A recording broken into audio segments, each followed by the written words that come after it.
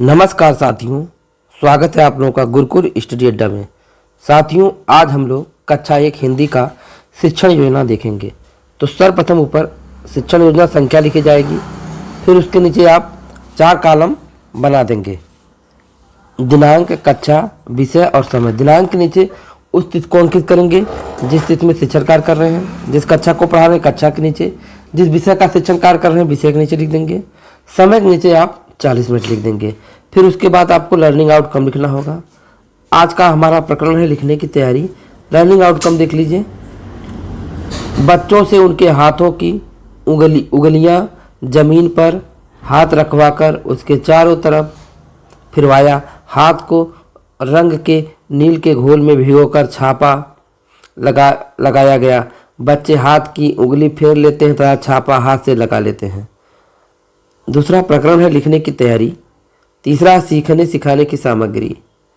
सीखने सिखाने की सामग्री में देख लीजिए, बच्चे परिवेशी आधारित सामग्री, सीख, कंकड़, मिट्टी, रंग, कक्षा की हरी पट्टी, चाक, बोर्ड, डस्टर आदि। नंबर 4 हेडिंग है सीखने सिखाने की प्रक्रियाएं। इसमें आपको 4 कॉलम बनाने होंगे। क्रम संख्या, चरण, समय और आकलन के तरीके। क्रम संख्या 1 पे देखिए शिक्षण की शुरुआत में। इसमें देखिए बच्चों को कक्षा में हरी पट्टी पर चाक चलाने को स्वतंत्र रूप से छोड़ा। आंगन में रेत की ढेरी बनवाकर उन पर उंगलियां फिरवाई। जमीन पर सींग से लकीरें खिंचवाई। रंगों के पानी में हाथ व अंगूठे से छापे बनवाए। बच्चों ने प्रसन्नचित्त प्रतिभाग किया। समय 10 मिनट का। आकलन के तरीके में अवलोकन, प्रतिक्रिया और सहभागिता देखकर। इसके बाद नंबर 2 आपका है शिक्षण के दौरान। इसमें 20 से 25 मिनट का समय लगेगा। आकलन के तरीके में प्रतिक्रिया और सहभागिता देखकर।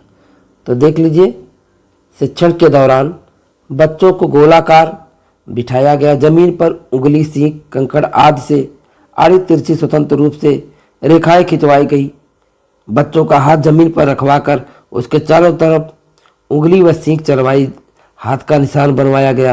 रेत की ढेरी पर हाथ छपवाया। रंग के घोल से हाथ छपवाया।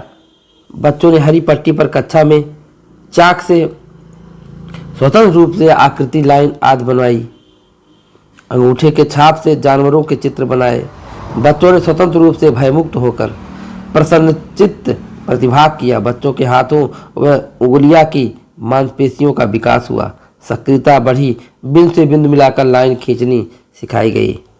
इसके बाद नंबर 3 है शिक्षण के बाद।